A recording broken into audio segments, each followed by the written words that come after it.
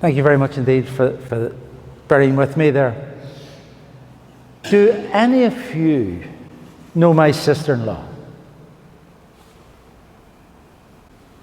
Any of you live in Bangor? Any of you live in Groomsport? Now, you probably don't know my sister-in-law then. My sister-in-law is... Did any of you go on a holiday after COVID? Who's been on a holiday after COVID? Oh, we know you were.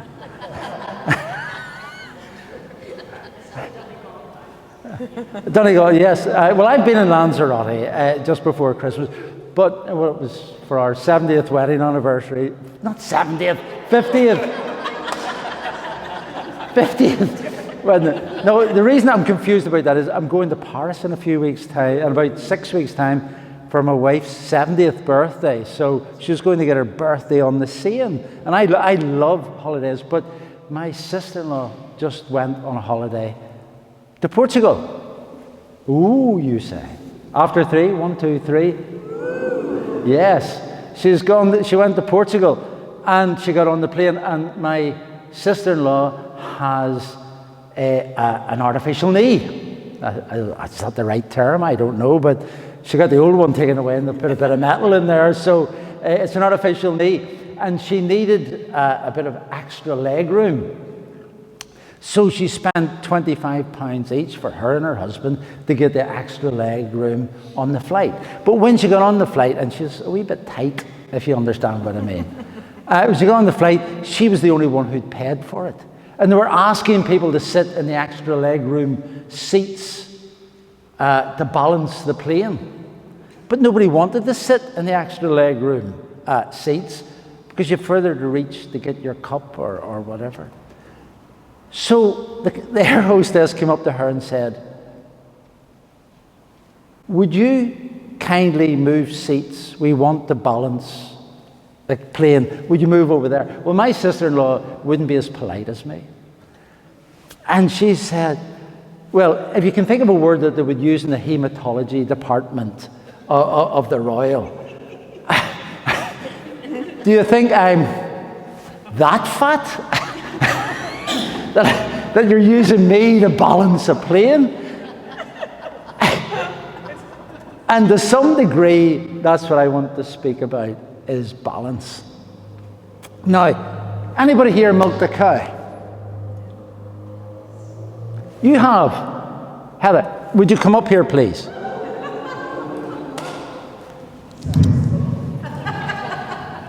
Heather, if you were in this church, you would know not to put your hand up. Heather, did you physically milk it? I grew up in the country. Yes. I didn't grow up on a farm, but all my neighbours were farmers. So all my family, aunts and uncles were farmers, so yes.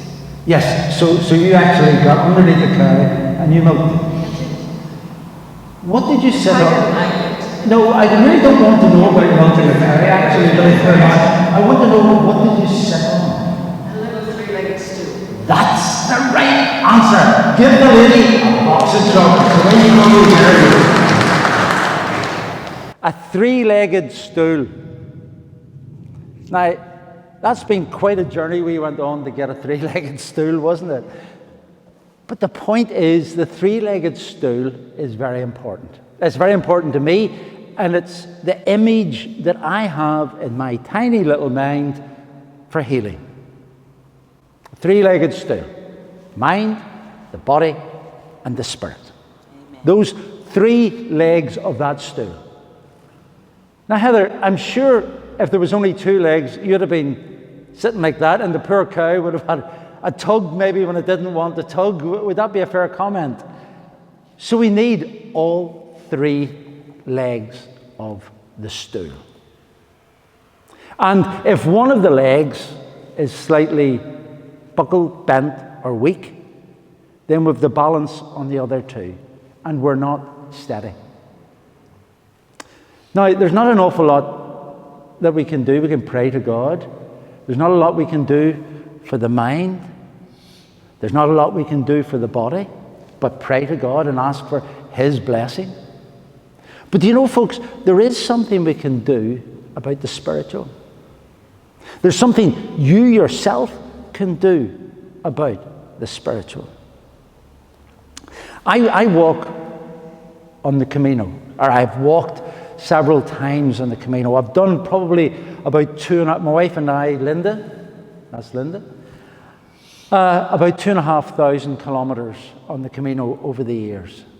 Sometimes about 800 kilometers, 827.4 kilometers to be exact, several times.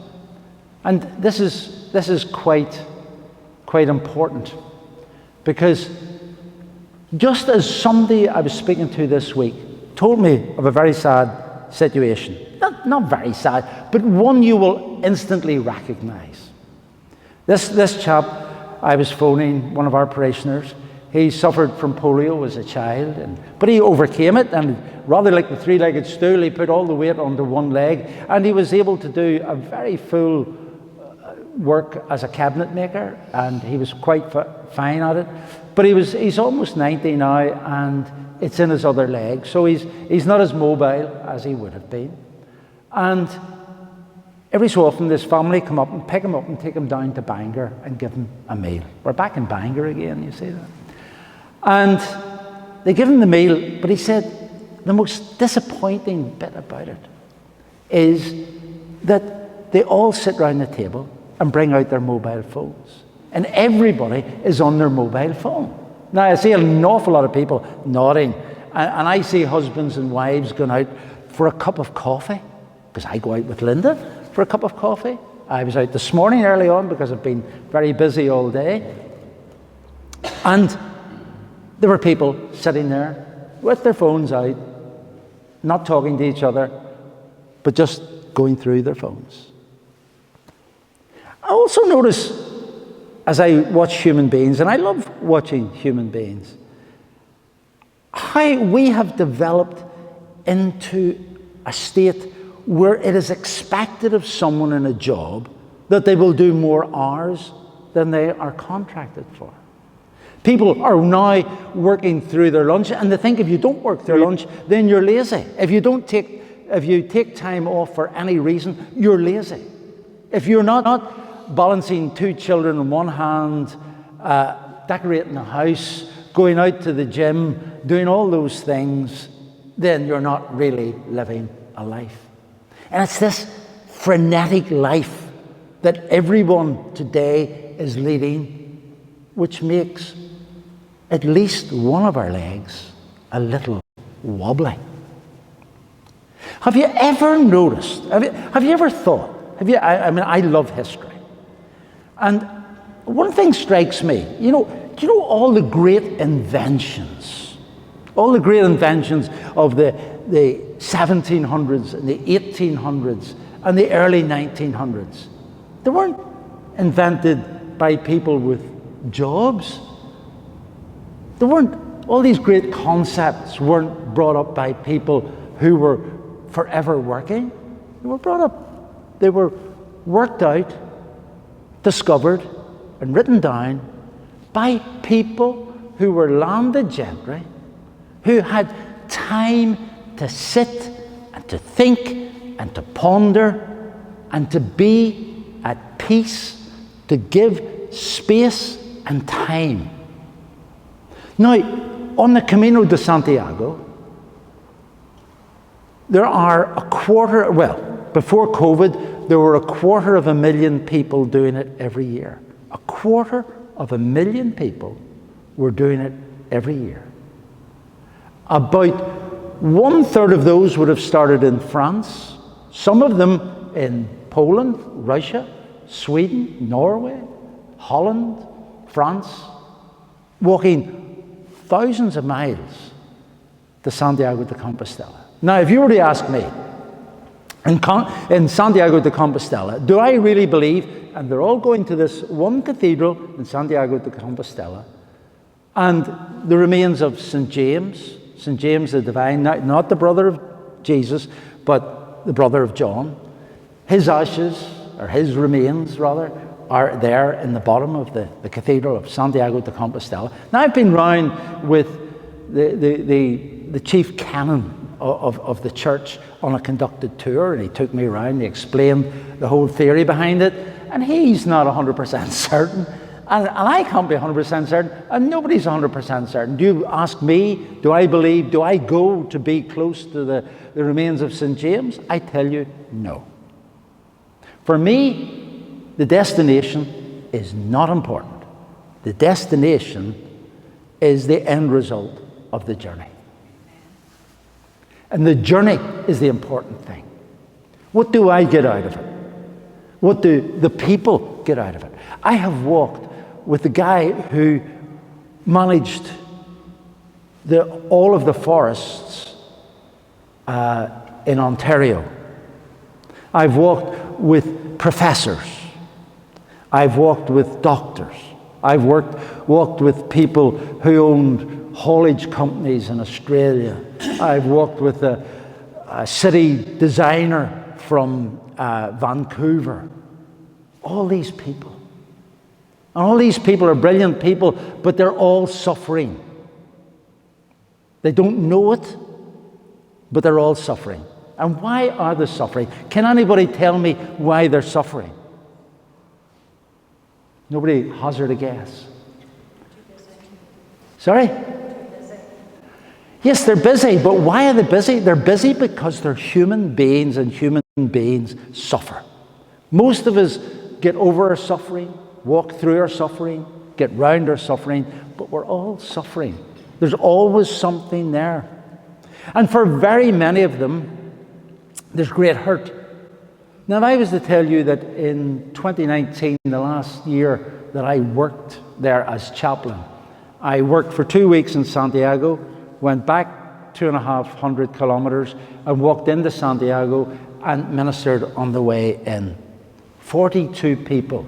42 people, all of them bright, all of them capable, all of them busy, all of them gifted, all of them suffering.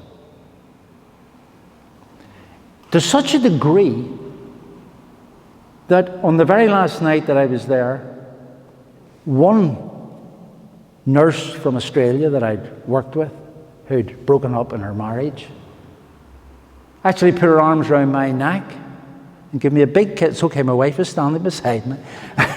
And give me a big kiss on my cheek and said, "Thank you, John. You and Christ have saved my life." Now, she was thinking of suicide if this walk didn't work. And I knew that. That's how important it is to me. And when you have the privilege of doing that, it's an awesome privilege. What happened with that lady was, and it happened to another lady, I'm not going to give you all these stories. And it's maybe even slightly wrong of me to talk about them, but the people come from Australia and Canada, so they'll never see this.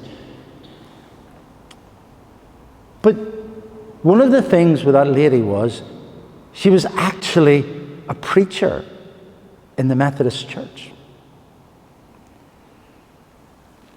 But because of all that had happened to her, she felt distant from God. She felt like God had rejected her. Now, I've been there. I think most of us probably in our lives have had small or great experiences of that. I got it once here, actually, at the foot of that particular eagle. I wanted to be a lay preacher in the Church of Ireland, and they turned me down. And I felt I was rejected by God. And I've spoken of this before. I had psoriasis, and it was healed in it. But it was the gateway to me firmly believing in the healing ministry and the divine goodness of God. One of the amazing things, I'm going to show you something, is that everybody on the Camino de Santiago, the vast majority of people, will walk with a scallop shell, just like that, on their back. You can see it okay? And if you look, all the lines go to the one place. All the lines go to the one place. And that, for me, is another important feature of what I'm about. When I'm a chaplain there, we have what's called in the Anglican Church. I work for the Church of England in Europe. In the Anglican Church, we have what's called an open table. If you profess Jesus Christ as your Lord and your Savior, you're welcome to take communion at our table.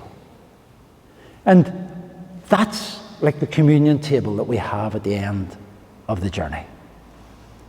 And the people who come are Baptists, some are Roman Catholics, some are Lutheran, some of them are Elam, some of them are free churches from the United States of America, all sorts of people.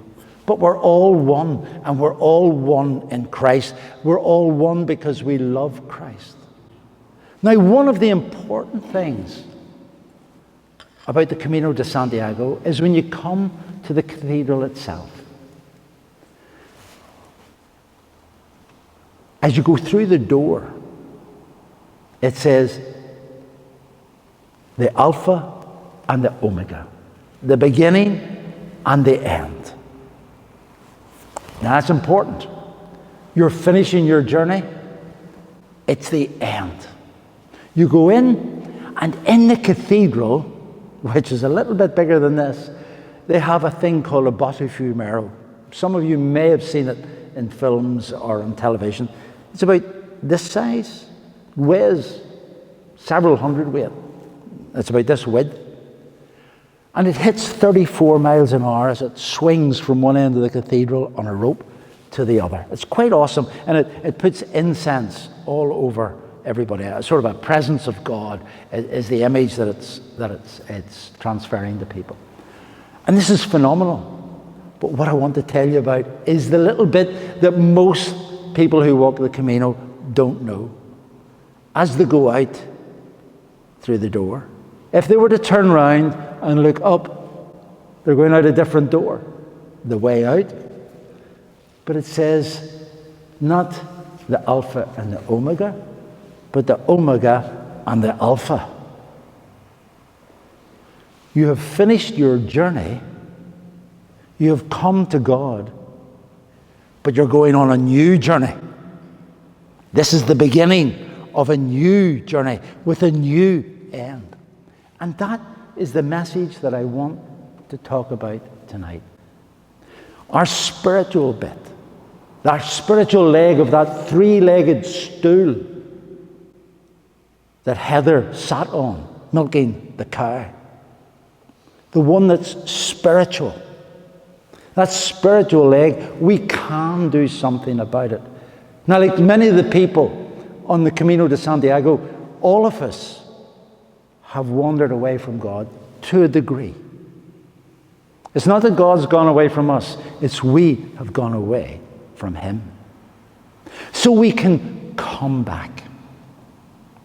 We can come back and feel the warmth of His arms as He embraces us. We can feel the warmth of His presence within us. We can get that passion back. And how do we do that on the Camino? We do it by spending time with Him. It's the time that's important. It's not even the distance. It's the time. Can you imagine setting out and spending upwards of 35 days? Because that's how long it takes you to walk the normal Camino de Francis. 35 days with no phone, except it's there as an emergency, no television. You come to a town, you've never been there before. Where do I eat? Oh, there, cafes. It's all there. But you don't know that you're going to have anywhere when you get there. You may be sleeping in a doorway. Wouldn't that be good, folks? Never had to sleep in a doorway, thankfully. But I've seen those who have. But the point is with this, that suddenly life is simple. Life is back to what it should be. What should we be really worried about? Enough to eat, enough to drink, and somewhere to sleep. That is the sum total of your needs and your desires. But on that road, on all those different roads, are loads of different people. And they will bring with you, they bring to you and walk with you and bring you flavors of their understanding of life. Give you something to wrestle with for the next 10 kilometers or the next 10 days. They will bring to you their problems, because it's just like opening a can like that. You've met someone who lives 6,000, 20,000, well, it couldn't be 20,000 miles away from you, 10,000 miles away from you. They'll never see you again. It doesn't matter what you tell them. It doesn't matter what you say. It's fine. You can be open. You can be honest. You can be the you that you really are. The mask is off. One of the amazing things is that many people, don't take us the wrong way, my friend, many people from the Far East wear masks when they start. 2 weeks in, the masks are off. It says something. I think it says something very dramatic. But for most of us who are Christians, we're coming back to God. And we're almost, it's like a huge baptism. We're being washed clean mentally, spiritually, physically. I had a heart attack about 5 years ago. I reckon if I hadn't done the Camino so many times and walked so many miles on it, I wouldn't have survived it. It's when they're running down the corridor in the Royal with you, you realize this might be important. But, you know, that is the beauty of it. It washes you clean, and it's almost like a baptism, a renewal. The last time that I walked the whole thing, I did it in 42 days and 42 nights. Does that strike a chord with you? It was actually 40 days and 40 nights we were on it, and one night flying and one night going home. So it was 40 days and 40 nights, and we did it specifically for that reason.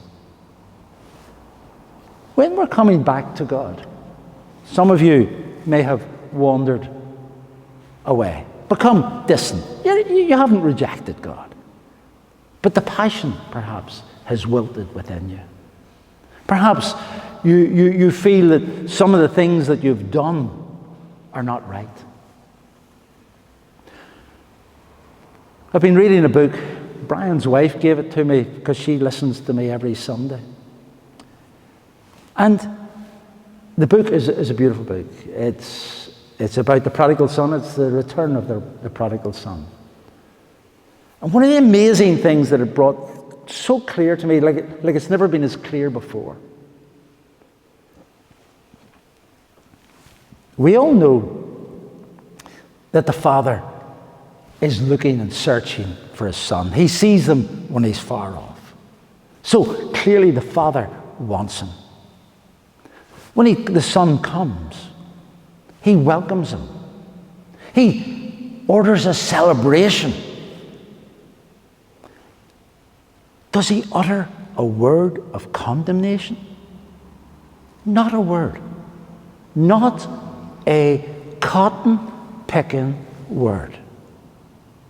The father just celebrates. Think of the lady who lost the coin out of her headdress. It was part of her dowry. Another story that Jesus tells. Did she get the coin and kick it all around the room saying, you bad coin, etc., and throw it off the wall and curse at it like my sister-in-law? No. She celebrated. What about the shepherd? Have you ever seen somebody whose dogs run away in the park? The worst thing you can do is run after a dog. I used to be a dog handler in the prison service, I can tell you, I can swear to that. The worst thing you can do is run after a dog, because it'll run you stupid. And dogs run faster than humans. Most of them anyway. Not my daughter's dog.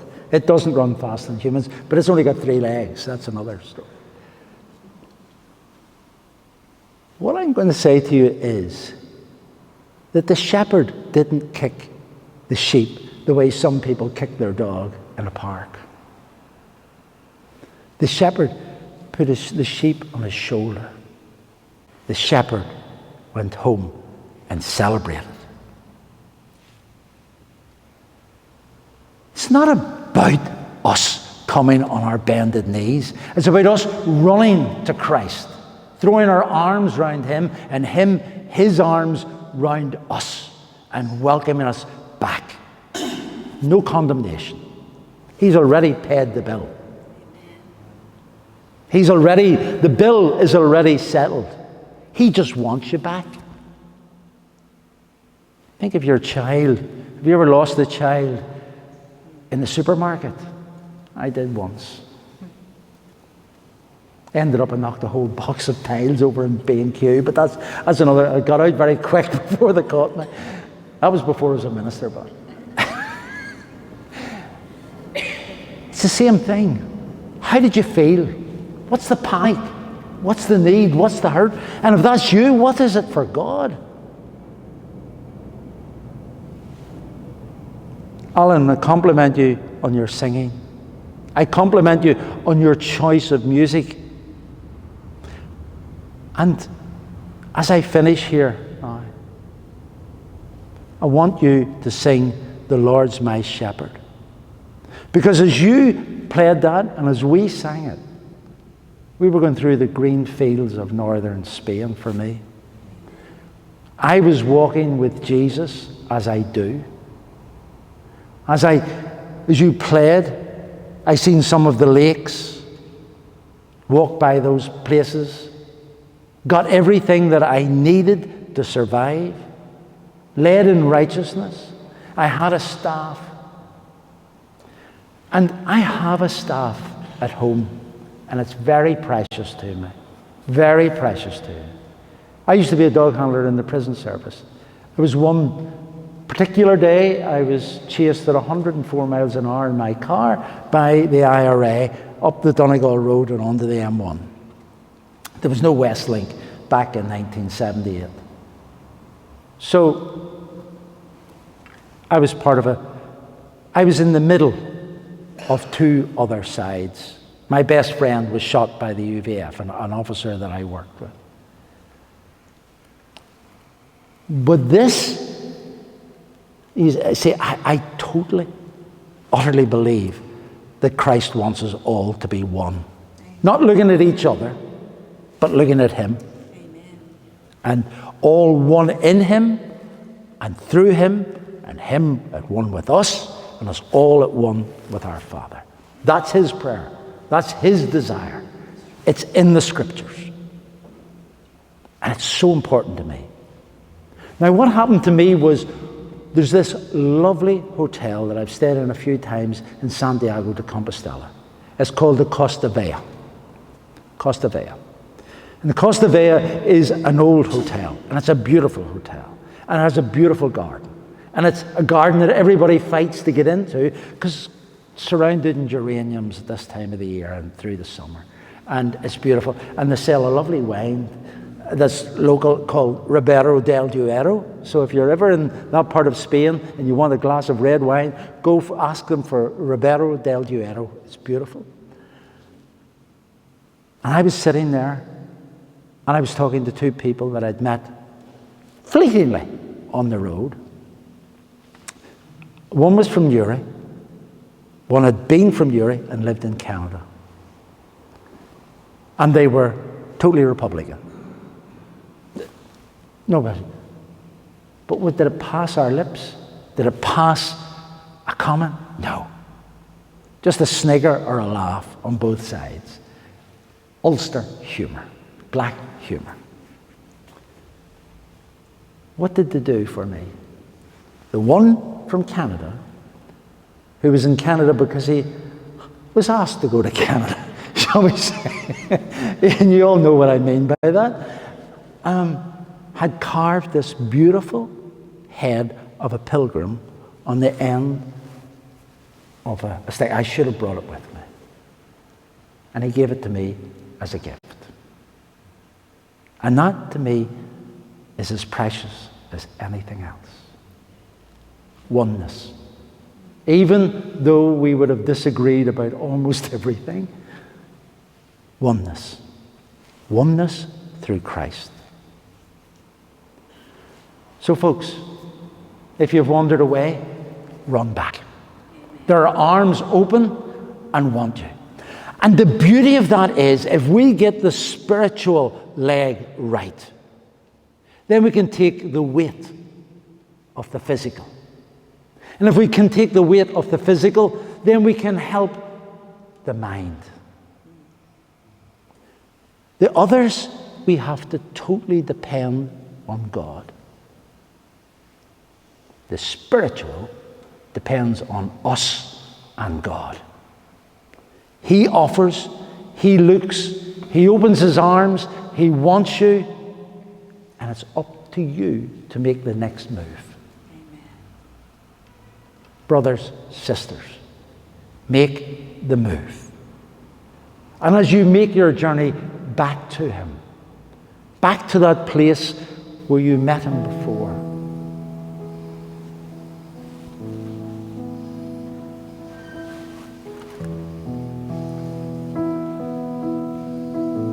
just imagine yourself as Him walking along beside you.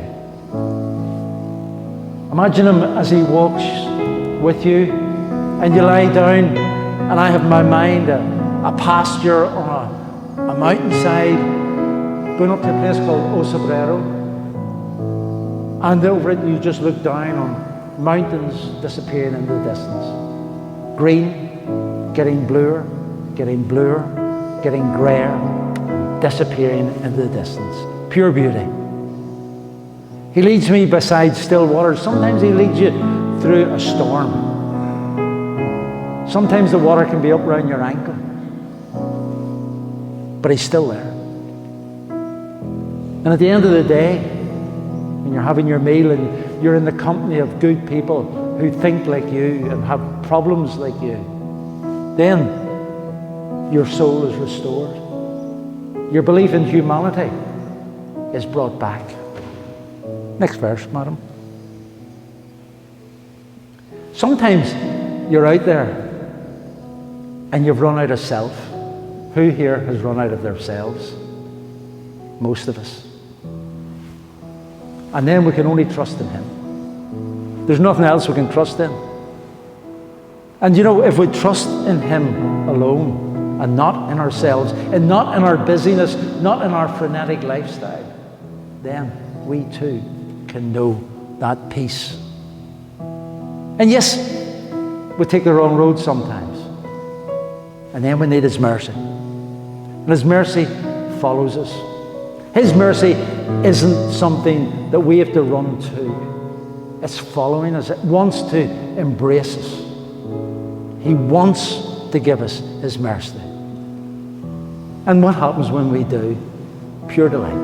Nothing more. It's a wonderful piece of music. It's a wonderful, wonderful. And again, trusting in Him alone, that mercy that follows us, and it leads us home. One of my happy places is Santiago de Compostela. I'm back there in 3 weeks' time.